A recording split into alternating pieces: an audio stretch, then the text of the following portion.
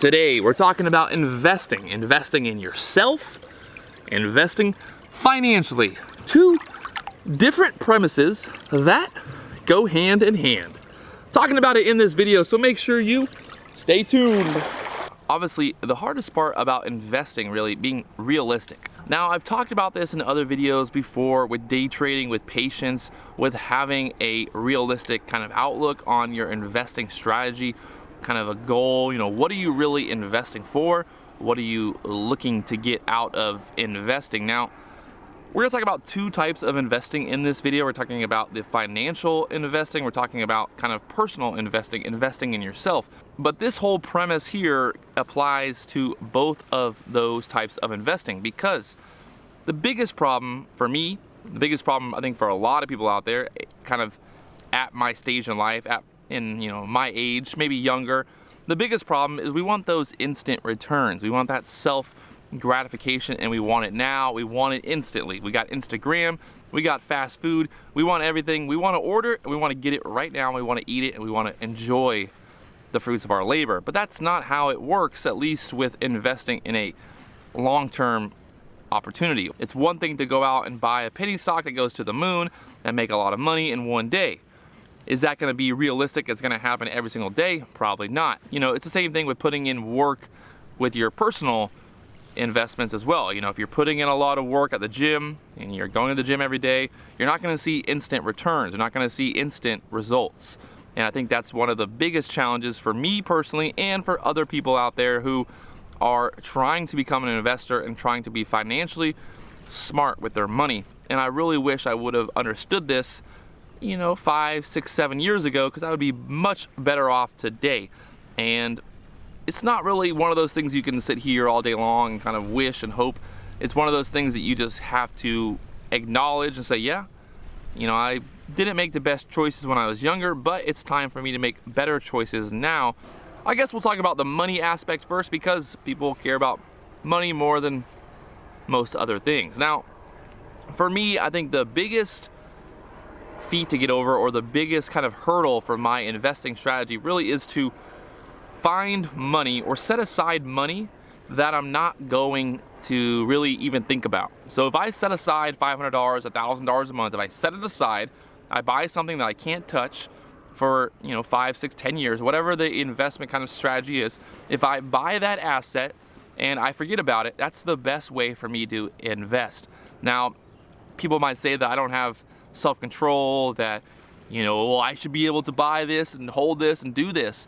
Everyone's gonna have a different kind of personality, and for me, the best thing is to kind of buy something that I know I'm gonna buy it and I'm gonna let it sit, because that's all I can do. I can't touch it, I can't use it, and that's really the goal. So for me personally, it's better to find opportunities where I invest money, I put money aside, and then it's gone, I can't touch it. It's out of sight, out of mind. And that might not work best for you. Maybe you're better at actively managing. Maybe you want to be kind of swing trading stocks and trying to build your portfolio that way.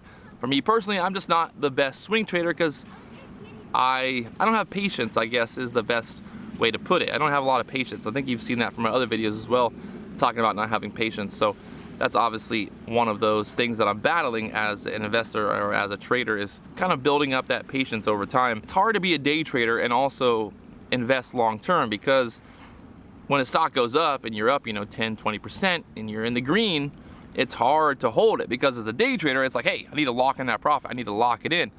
And there's definitely opportunities where I lock in profit. Like right now, when I'm long Bitcoin, I'm long Litecoin, I've locked in a lot of profit, but I still have skin in the game. Basically, everything that's still in the game right now is profit that I made from the initial trade. So from here on out, it's just green, green, green. I've already taken my initial investment out of that first investment into Bitcoin, into Litecoin, when I bought it 2 months ago. So for me, right now, I'm in a really good spot, because I've already pulled out my initial investment and I'm still making money on what's left. And that's a good strategy for me, because now I can take that initial investment and buy other assets or buy other things. I bought some gold recently, I bought some silver. And the gold and the silver is kind of a nice thing, because I bought it, it's a physical gold, physical silver, I bought it, and it's not easy to sell. So it's not just like one of those things I can just hit a sell button and instantly get paid. It's one of those things where I'm gonna have to hold it for 10, 20, 30 years, however long. I'm gonna hold it long term, and then I'm gonna reap the rewards in the future. Maybe it won't end up being rewarding. Maybe gold and silver won't be worth any money in the future, but at least I have some skin in the game. And that's kind of what I'm working on right now, being diversified, trying to invest in multiple assets that I can kind of just buy and forget about. Buy it and forget about. And we'll see kind of what happens, what's the evolution here, you know, in the future. Maybe I'll invest in some more real estate. Maybe I'll invest in some more kind of startup businesses. You know, what am I gonna invest in next? It's hard to say. Obviously, I've been buying some long stocks in the market, kind of investing in some different ETFs, some different funds and stuff like that for a long-term portfolio, kind of building that up, trying to build up an IRA and all of that. And I really don't talk about a lot of that normally on the channel because it's kind of dedicated to day trading. But for me, I'm always looking for opportunities. I'm taking profit out of the market and then using that profit to then invest in other assets or other tools or other ways to invest. And at the end of the day, that's really what it comes down to, is figuring out what works best for your style and what works best for your personality. Maybe you're a very calculated, maybe you're a very patient person and you can do different types of investments that personally I just don't like to do because it's too active. Maybe that works for you. But for a lot of people, I feel like the best way to do it is to set aside money that you know you don't really need. Don't go and put $20,000 into the stock market when you know that you got to pay your rent at the end of the month because you're hoping that the stock market's gonna go higher. That's not investing, that's basically gambling. But if you make $3,000 a month and you have a extra $500 every month that you don't use for anything other than buying Yeezys and new jewelry and stuff like that, if you do that with the $500 you normally have, take $250 of that, so you still have $250 for your expendable income. You set that aside, and now you take $250 and you put it into something that you can't touch for 5 years. You put that money in there and you can't touch it for 5 years, and you do that every month for 5 years. In 5 years, you're gonna have a nice little nest egg. And I think that's the goal here. Investing kind of in a structured way that you kind of force yourself to do it every month. And a lot of people think that you have to invest a lot of money to get a big return. Obviously, the more money that you invest, the more money you make in the return. But if you invest just a small amount of money every month and you do it continuously, you do it religiously, and you do it every single month, and if you have a little bit extra money, you put that in there as well. But if you just invest every month the same amount every month, and you keep doing it and you're doing it and doing it for 5 years, for 10 years, in 10 years you're gonna look back and go, wow, that $200 grew into, you know, $20, $30, $40,000, and now I have a nice little nest egg, a little nest egg that I can invest in other things as well. So obviously the more your investment grows, the more opportunities arise, the more you think about how to invest money in a smart way. All right, so now that we've talked about financially investing, let's talk about investing in your personal self.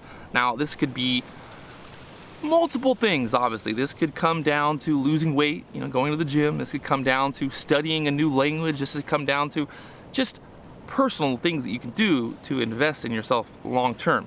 Now, the same idea also correlates with the idea of getting instant gratification, because if you're going to the gym, you're trying to lose weight. What's your goal? Your goal is to lose weight. You want to get fit. You want to look good.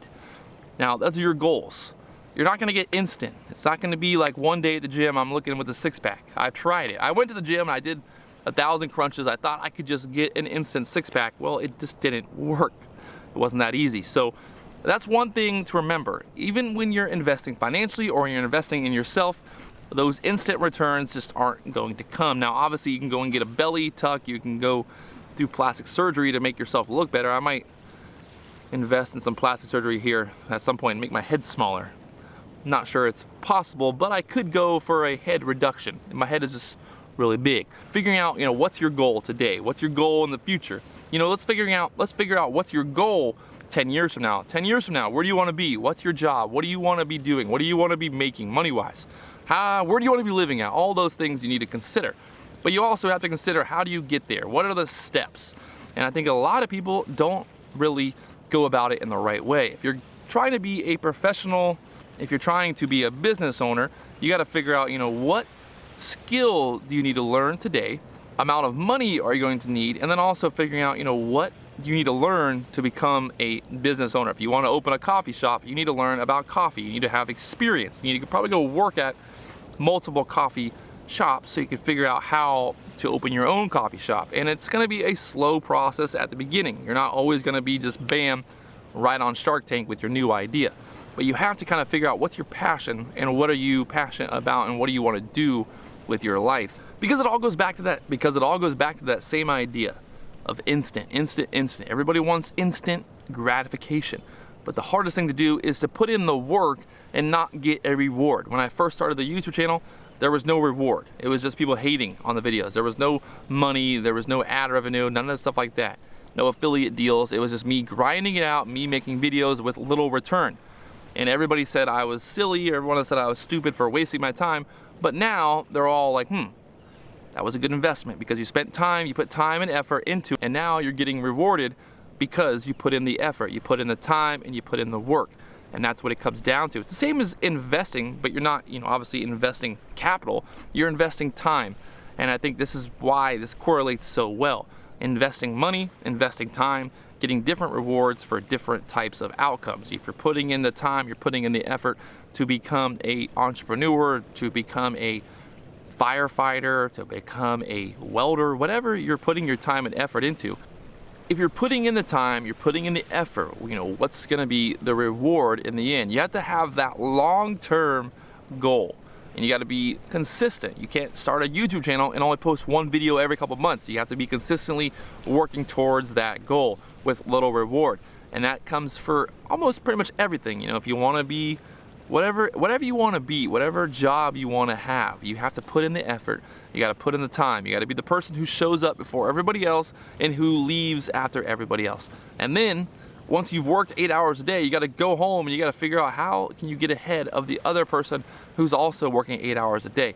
What's gonna be your overall focus and how can you bring value to whatever industry or whatever industry, whatever business you're associated with. How can you bring value to that business? And that's, at the end of the day, that's gonna be the most powerful tool, is being able to identify how you can add value to whichever business you're focused on. If you're working for McDonald's and you're the best fry cook in the world, but you figured out that you could be more efficient, you figure out a way that you can make the fry cooking experience more efficient and more profitable for the company, well, you might have a little in as a fry cook developer. I don't really know if that applies perfectly, but at the end of the day, companies are going to reward employees that bring value to the table. If you just go to work every day and you show up and you just clock in and clock out, don't be surprised if you don't get a raise. But I think a lot of people also kind of get confused. They're like, I go to work every day, 8 hours a day, Patrick. I work 40 hours a week and I still can't get ahead in life. What do I need to be doing? And I tell them, because not everybody can be a filmer, not everybody can travel the world and film stuff with drones and stuff. But if you're gonna be putting in the effort, you're gonna be putting in the time, you're gonna have to go above 40 hours. If you're working 40 hours at a normal job and your goal is to leave that job, you better be working 10, 20, 30 hours on whatever your other thing is. If you have a side hustle, you gotta be putting in the effort, you gotta be working towards getting that to the point where you can become profitable or create revenue or whatever kind of that job kind of entails. And it all goes back, right? It all goes back to that simple idea that the instant rewards just aren't going to come. Obviously, there are jobs that you can go and make $10,000 really quickly, like smuggling cocaine through the airport, and you might get away with it. You might get away with smuggling cocaine through the airport once or twice. But once you get caught, the reward is just not going to be worth it. It's kind of like day trading and buying penny stock sometimes.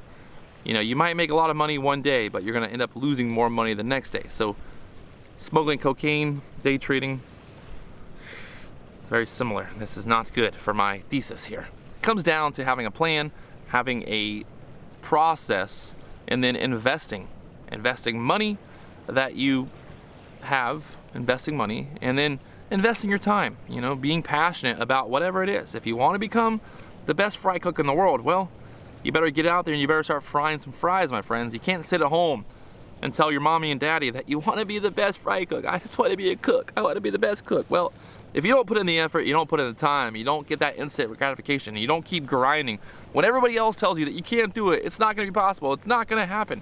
If you're not grinding out, if no one's telling you that you're crazy, well, you might want to think differently. You might want to think about another opportunity. That's one way I like to look at it. If nobody's telling you that you're crazy, that you're an idiot, then you might not be doing something that's worthwhile. Find something to be crazy about. Find something that you want to really, really do. And find that passion and go for it. Not everyone's going to be a YouTuber. I'm not telling everybody out there you should go become a YouTuber. But whatever it is, if you want to be the best landscaping guy in your town, go for it. Why not? There it is. Investing. Financially, investing in time and effort. Personally. Investing personally, investing financially. Both go hand in hand. I'll talk to you guys later on.